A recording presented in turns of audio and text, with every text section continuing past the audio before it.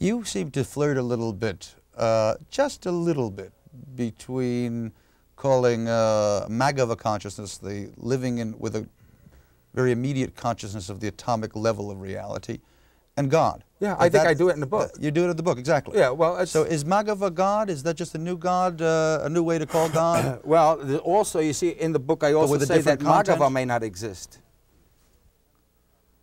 If you don't remember, I do say that it's possible that Magava doesn't exist because Magava contains all of the atomic and subatomic world.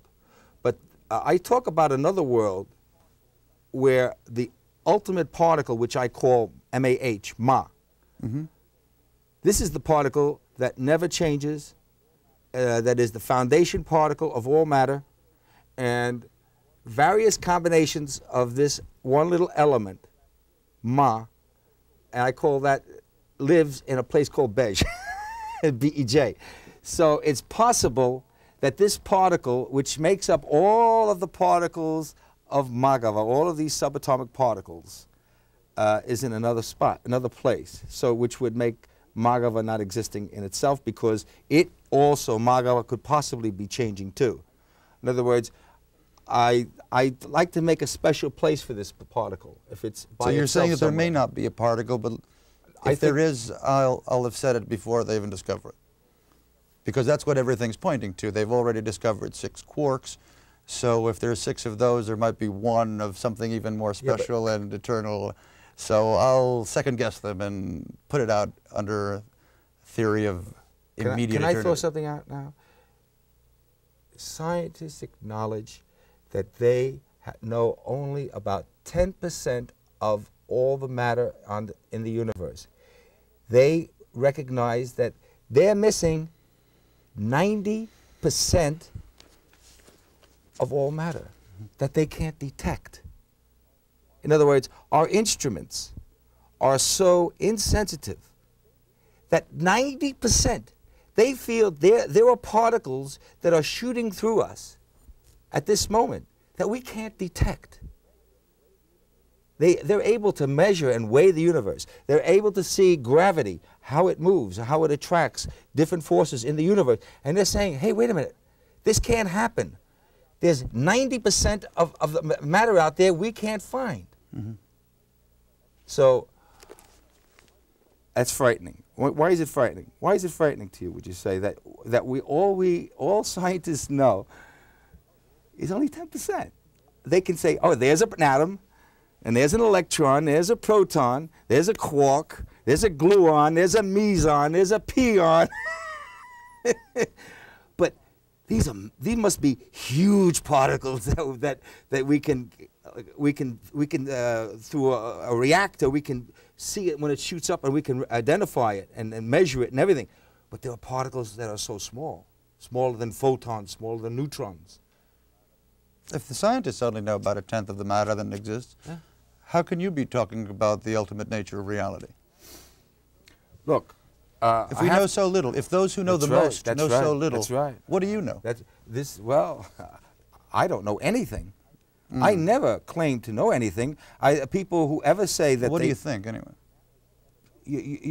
I don't think humanity could ever know anything. Knowing means you know. I believe something and I could be wrong. That's the only position. See, that's the problem. That's the only, that's the only position that any human being can take. If humanity can never know anything, what could possibly be the value and benefit to humanity of what you call, insistently, absolute truth? Well, the desire to possess that and the adventure of getting closer and closer to it, even though we are still probably in the infancy of ever coming anywhere near that, is wonderful and it's exciting, even if we make a little step forward. But I see a little bit of a paradox. On the one hand, you want to cut humanity down to size, and you've talked about people like Copernicus, Darwin, Freud, saying, little man, you are but a small part of the universe, and cutting humanity down to size. You even see yourself as one of, in that line of great geniuses. Because I do say that humanity doesn't even exist. At one point even postulating that you might even be a messianic figure. Who knows?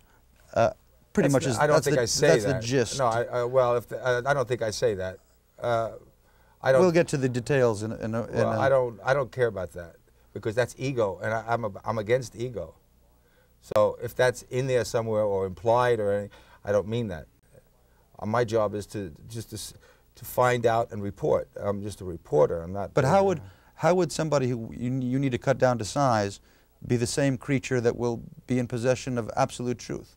Because if you can possess absolute truth, you're pretty high up there on the scale of existence. I never said that I possess absolute truth. No, you do say that it's possible. Yes. Pretty much in a variety of different ways. I believe that. For humanity to eventually possess absolute truth.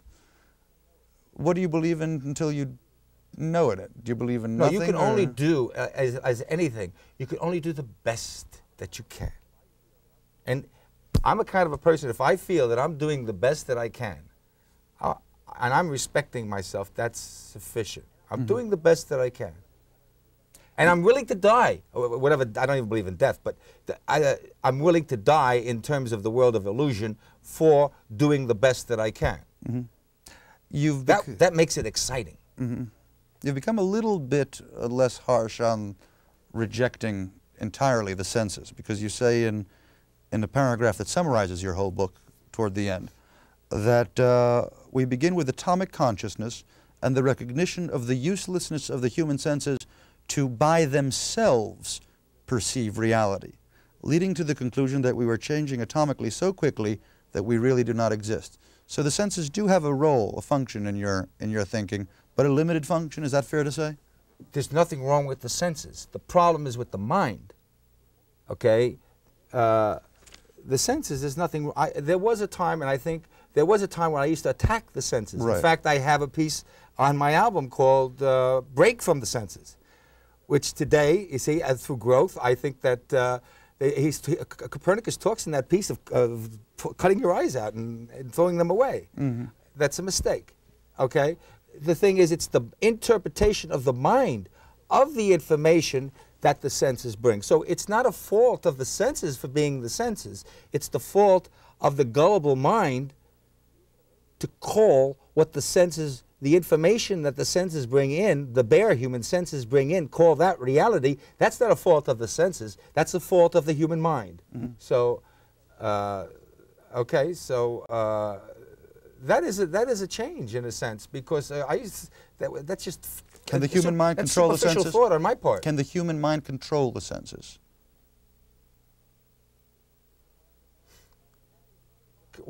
Can the human is mind? Is the human mind the master of the senses? No, the mind interprets the information that the senses bring it. Right. The senses are clued into the brain, and the mind is the brain at work. There is a thing called the brain. When that brain is working, I call it the mind. All right. So is your brain working now? Yes, it is. You always make me work hard, George. Tell us about the being process, which you say here relies on the absolute need for absolute truth. So it doesn't rely on absolute truth, it relies on the need for absolute truth. Why does humanity have a need for absolute truth? You know, that is one of the first steps. Is it a flaw, maybe? Could it be a flaw? Could that be it? Could you be falling into the age-old, eternal problem of humanity, trying to find that absolute truth which will forever and ever be beyond us? No, I think I'm not.